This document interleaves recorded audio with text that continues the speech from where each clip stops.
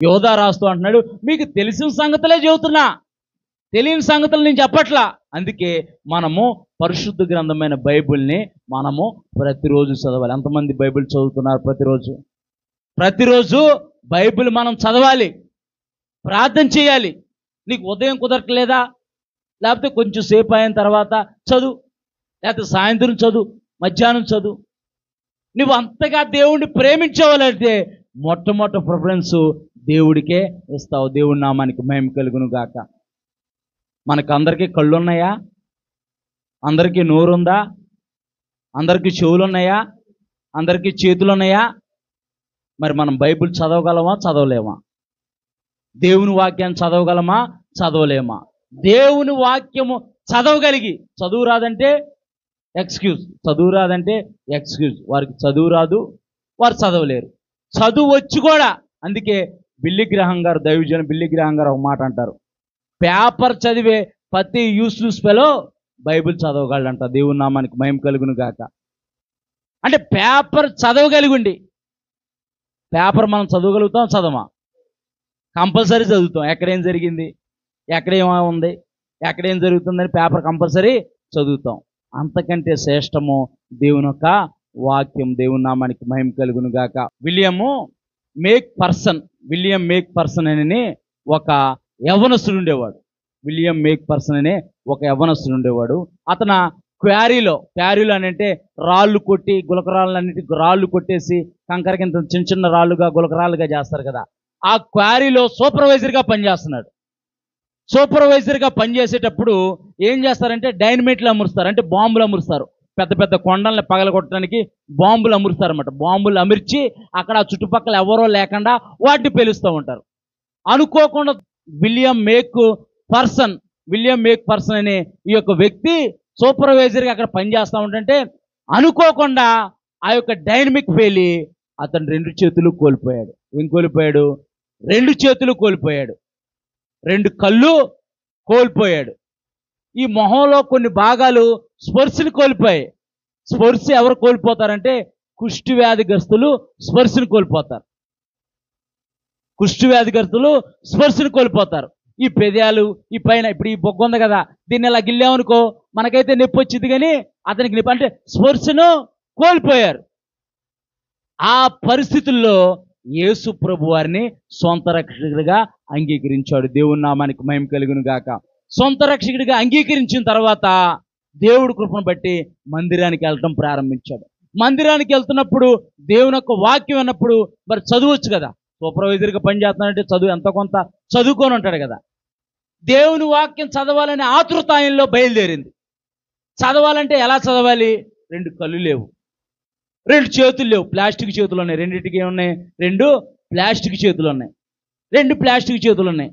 చేతులతో చదవాలంటే బెల్లి అనే బ్లైండ్ వ్యక్తులు చదివే అక్షరాలు అనమాట అవి. మీకు అర్థం అవ్వాలనంటే మీరు ట్రైన్ ఎక్కారా? ఎవరన్నా ట్రైన్ ఎక్కారా? ట్రైన్ కానీ లిఫ్ట్ కానీ కొన్ని వాటిల్లో ఫస్ట్ ఇంగ్లీష్లో రాస్తారు, తర్వాత హిందీలో రాస్తారు, ఇంకా కావాలంటే ఉర్దూలో రాస్తారు. కింద డాట్లుగా చుక్కలుగా ఉంటాయి. మనం అనుకుంటాం వాడికి ఏం పిచ్చేమో ఆ చుక్కలు పెట్టాడు అనుకుంటాం. మనం కాదు, అది బెల్లి అనే ఒక లిపి అనమాట. అది ఒక లిపి అనమాట. అది కళ్ళు కనపడినోళ్ళు, అంటే కళ్ళు కనపడినోళ్ళు దాంతో చదువుతారు అన్నమాట. ఇలాగ తడువుకొని చదువుతారు. అది నేర్చుకున్నాడు ఇతను. అది నేర్చుకొని దాని ద్వారా చదువుదామనంటే 2 చేతులు లేవు. ఇప్పుడు ఆ స్పర్శ తెలియాలి కదా, పెదాలతో చదవాలని ట్రై చేస్తున్నాడు. దేన్ని? బైబిల్ని. బెల్లి అనే లిపిలో ఉన్న, అంటే గుడ్డివారు చదివే లిపిలో ఉన్న బైబిల్ని పెదాలతో చదవాలని ప్రయత్నం చేస్తున్నాడు. పెదాలతో చదవాలని ప్రయత్నం చేస్తుంటే పెదాలకు స్పర్శ లేదు. అలా ప్రయత్నం చేస్తున్నప్పుడు మామూలుగా మనం పెదాలతో చదివేప్పుడు నేల కొద్దిగా ఎలా అంటాం కదా, బయటికి నేలకు వాటికి తగిలింది. నేలకు స్పర్శ ఉంది. నేలకుతో బైబిల్ చదివాడు. దేవుని నామానికి భయం కలుగును గాక. దేవుని యొక్క పరిశుద్ధమైన నామానికి మహిమ కలుగును గాక. విలియం మేక్ పర్సన్ అనే వ్యక్తి నేలకుతో తన 65 సంవత్సరాల జీవిత కాలంలో 4 సార్లు బైబిల్ చదివాడంట. దేవుని నామానికి మహిమ కలుగును గాక. ఎంత ఆసక్తి, దేవుడంటే ఎంత ప్రేమ, మనం చదువుతాం అలాగా. నిన్ను నమ్ముకోకముందు నాకు 2 చేతులు ఉన్నాయి ప్రభా, నిన్ను నమ్ముకోకముందు నాకు 2 కాళ్ళు ఉన్నాయి ప్రభా, నిన్ను నమ్ముకోకముందు నాకు 2 కళ్ళు ఉన్నాయి ప్రభా, నిన్ను నమ్ముకున్నాక ఏమీ లేవు ప్రభా అంటాం మనం. 2 చేతులు కోల్పోయాడు, 2 కళ్ళను కోల్పోయాడు, ముఖంలో స్పర్శను కోల్పోయాడు. నేలకుతో చదువుతూ ఉంటుంటేనంట అవి డాట్లుగా ఉంటాయి కదా, నేలకు చాలా సెన్సిటివ్ అనమాట. నేలుక వాటికి తగిలి రక్తం కారేదంట నేలుక. అయినా సరే తన జీవిత కాలంలో దేవుడు తనకిచ్చిన ఆయుష్ కాలం ముగించే లోపల 4 సార్లు బైబిల్ కంప్లీట్ చేశాడు. దేవుని నామానికి మహిమ కలుగును గాక. మీరు ఒక్కసారైనా చదివారా మీ జీవిత కాలంలో బైబిల్ అంతా? బైబిల్ అంతా కంప్లీట్ చేసినారు ఒకసారి చేతుల పైకి ఎత్తండి. దైవ సేవకులు ఒక్కళ్ళు ఎత్తారు అన్నయ్య బైబిల్ అంతా. సిస్టర్ గారు అమ్మగారు ఒకళ్ళు ఎత్తారు బైబిల్ అంతా. యవనస్తులు ఎవరు ఎత్తట్లేదు, వెరీ షేమ్. బైబిల్, నా బైబిల్ చూడండి, గొప్ప కాదు, ప్రతి పేజీ నా బైబిల్ చూడండి, ప్రతి పేజీ అండర్లైన్ చేసి ఉండద్ది. ఇది చెత్త కుప్పలో దొరికిన బైబిల్, నాకు ఇది చెత్త కుప్పలో దొరికింది బైబిల్. ఇది 2 బైబిల్ దొరికాయి అనమాట. నేను కర్రీకి వెళ్తుంటే, హైదరాబాద్లో జాబ్ చేసేటప్పుడు కర్రీ పాయింట్కి వెళ్తుంటే, మా భార్య ప్రెగ్నెన్సీతో ఉంది. కర్రీ పాయింట్కి వెళ్తుంటే పోలీస్ స్టేషన్ పక్కన చెత్త కుప్ప ఉంది. 2 బైబిల్, కొత్త బైబిల్, ఇప్పుడు నా దగ్గరకు వచ్చినా పాత అయిపోయిందిలే. 2014లో దొరికినాయి 2 బైబిళ్ళు. ఒక బైబిల్ ఒకరికి ఇచ్చేసాను, ఒక బైబిల్ నేను వాడుకుంటున్నాను అనమాట. 2 బైబిల్ దొరికాయి. ఆల్రెడీ నా దగ్గర నేను బైబిల్ కొనుక్కున్నాను. అంటే మన అసలు దేవుని వాక్యం ఏం చెబుతుందో, ఏం మాట్లాడుతుందో మనం తెలుసుకోవాలంటే మనం దేవుని వాక్యం చదవాలి. చదివితే ఏది అబద్ధం అని తెలుసుకునిద్ది. ఎవరో వచ్చి యేసు ప్రభు దేవుడు అని అంటున్నావుగా, చెప్పు అని అన్నారు, ఏం చెబుతావు? యేసు ప్రభు పరలోకం నుంచి భూలోకానికి వచ్చాడు, పాపుల కొరకు రక్తం చిందించాడని చెబుతావా? మంచిదే, అది చెప్పడం మంచిదే. వాక్యాన్ని చూపించి రుజువుపరచడం కూడా మరీ మంచిది. దేవుని నామానికి మహిమ కలుగును గాక.